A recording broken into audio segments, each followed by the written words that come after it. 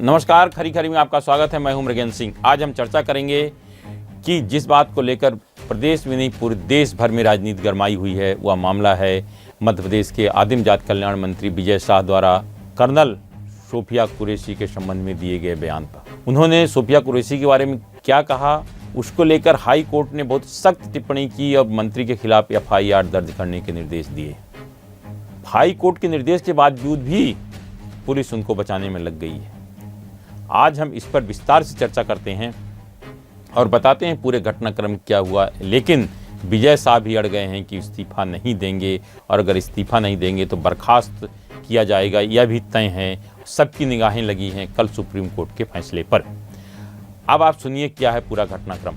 इंदौर जिले के मानपुर की एक सभा में मध्य प्रदेश के आदिम जाति कल्याण मंत्री कुंवर विजय शाह ने कर्नल सोफिया कुरैशी के बारे में जो कहा और सोशल मीडिया में सब चीज़ें आई, तो उसके बाद पार्टी हाईकमान ने भी नाराज़गी व्यक्त की।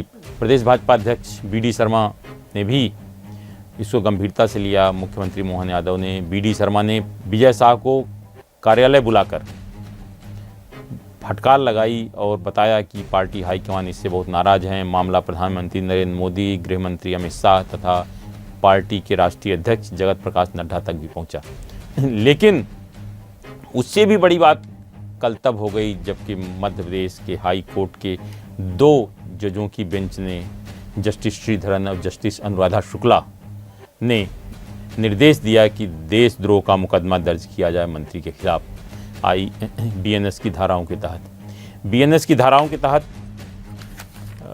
आपके 152, 196 1B और 197 1C के तहत पुलिस ने प्रकरण तो दर्ज कर लिया मानपुर थाने इंदौर ग्रामीण के। लेकिन जिस तरह से जो FIR दर्ज की गई उससे साफ लगता है कि मंत्री को बचाने की पूरी कोशिश की गई है। इस पर आज हाई कोर्ट ने सख्त टिप्पणी की है और नाराज़गी व्यक्त की है कि अगर आप FIR लिख रहे हो तो उसमें ये लिखिए, केवल इतना थोड़ी लिख रहे हैं कि आप हाई कोर्ट ने निर्देश दिए हैं कि कुंवर विजय शाह के खिलाफ ये धारा के तहत प्रकरण दर्ज किया जाता है। लेकिन उसमें पूरी चीज़ का उल्लेख नहीं है कि आखिर ये हाई कोर्ट ने निर्देश क्यों दिए कि इन धाराओं के तहत प्रकरण दर्ज के कारण क्या है। ये बात जो है सामने नहीं आई। इस पर हाई कोर्ट ने सख्त टिप्पणी की है। जरा आप देखिए FIR में क्या लिखा हुआ है। देखा आपने FIR में क्या लिखा है? क्या इस तरह FIR दर्ज की जाती है कि हाई कोर्ट ने कहा तो हम प्रकरण दर्ज कर रहे हैं? भाई उसमें पूरा घटनाक्रम भी तो देना चाहिए। क्या घटनाक्रम हुआ, विजय शाह ने सोफिया कुरैशी के बारे में क्या कहा, घटनास्थल पर क्या बातें हुई, क्या सोशल मीडिया में आया, फिर उसके बाद क्या कहा गया, वो सब चीज़ें आनी चाहिए। इसी पर आज हाई कोर्ट ने नाराज़गी व्यक्त की। उसके बाद महाधिवक्ता प्रशांत सिंह ने भी पूरी जानकारी दी हाई कोर्ट को। लेकिन हाई कोर्ट के उससे संतुष्ट नहीं हुआ और जस्टिस श्रीधरन ने कहा कि FIR तो आपने दर्ज कर ली है, लेकिन पूरी मॉनिटरिंग भी अब हाई कोर्ट करेगी। इसका मतलब है कि अब विजय शाह की मुश्किलें और बढ़ने वाली हैं, क्योंकि हाई कोर्ट अगर मॉनिटरिंग करेगा तो फिर चाहे पुलिस कितने भी प्रयास करें लेकिन नहीं बचा सकती है। अब फिर जिन धाराओं के तहत प्रकरण दर्ज किया गया है, आज जो मेरी बात हुई कुछ वरिष्ठ अधिवक्ताओं से, तो उन्होंने कहा कि इसमें जमानत का प्रावधान ही नहीं है। इसका मतलब है कि विजय शाह जेल जाएंगे। अब ऐसी परिस्थिति में सबकी निगाहें लगी हुई सुप्रीम कोर्ट का।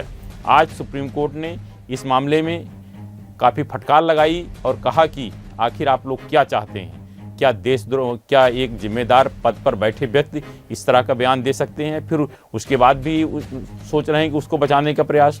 अब कल जो सुप्रीम कोर्ट का फैसला आएगा उस पर सबकी निगाहें लगी हुई हैं। इस बीच भाजपा में भी राजनीतिक सरगर्मियां तेज हो गई हैं और कांग्रेस ने भी लगातार इस्तीफे के लिए या बर्खास्त करने के लिए दबाव बनाना शुरू कर दिया है। कांग्रेस महिला मोर्चा ने आज उनके बंगले के सामने प्रदर्शन किया, कालिक भी पोती और बर्खास्तगी की मांग की। कांग्रेस के अलग और संगठन भी लगातार सक्रिय हैं और मांग कर रहे हैं कि विजय शाह को मंत्रिमंडल से बर्खास्त किया जाए। लेकिन विजय शाह मानने को तैयार नहीं है।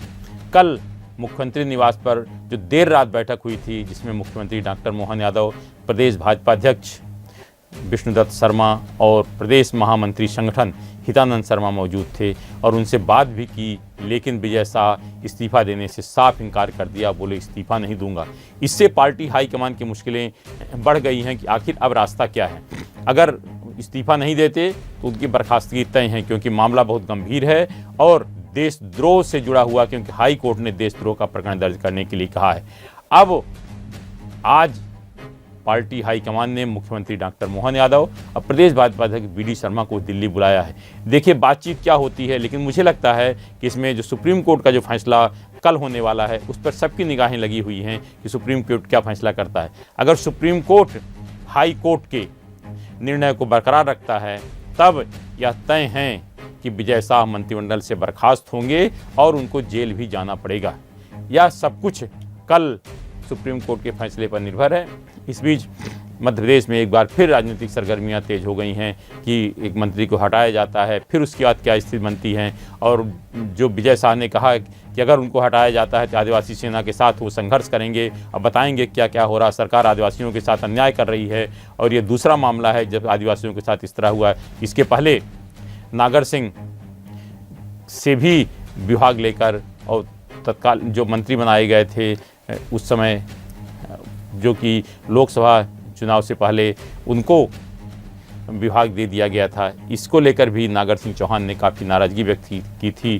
तब भी ये था कि सरकार आदिवासियों के साथ जाति कर रही, लेकिन यहाँ कोई आदिवासियों पर जाति की बात नहीं है। आप एक ऐसी बहन के बारे में टिप्पणी कर रहे हैं जिनने देश के खिलाफ जो साजिश जहाँ से रची जा रही थी उसके अड्डे को, 9 ठिकानों को उन्हें नष्ट किया है। उस पर इस तरह टिप्पणी करना और फिर मैं आदिवासी हूँ सरकार जाति कर रही है, क्या उचित है? मैं समझता हूँ कि देश में कोई जात नहीं होती, देश के लिए सब बराबर हैं और देश सर्वोपरि हैं, चाहे जात धर्म समाज सबसे ऊपर हैं। अगर उसमें इस तरह की कोई टिप्पणी करता है तो निश्चित रूप से उस पर कार्रवाई होनी चाहिए, चाहे कोई भी कितना बड़ा व्यक्ति ना हो। और फिर विजय शाह कोई नए नहीं हैं, उनके वो जो आदमी 2003 से मंत्री हैं, 2003 दिसंबर से, बीच में अगर कुछ समय छोड़ दिया जाए, बाहर थे अलग अलग कारणों से, लेकिन कम से कम वो 18 साल तो मंत्री हैं, इतने अनुभवी हैं, 1990 से लगातार विधायक हैं। फिर भी इस तरह की अगर बयान दे रहे हैं तो निश्चित रूप से यह बहुत ही शर्मनाक बात है और मुझे लगता है कि भाजपा को इस पर एक्शन लेना चाहिए और कड़ी कार्रवाई करना चाहिए, ताकि ये संदेश जाए कि नहीं, देश के खिलाफ बात करने वालों को हम छोड़ेंगे नहीं। कि जो विजय शाह का बयान है क्या उचित है, क्या उनके खिलाफ कार्रवाई नहीं होनी चाहिए, और अगर होनी चाहिए तो क्यों होनी चाहिए, हमें कमेंट बॉक्स पर बताएं। हम आपका नाम गोपनीय रखेंगे और इस तरह की खबरें लगातार आपको हम दिखाते रहेंगे और हमारे चैनल को सब्सक्राइब करना ना भूलें। धन्यवाद।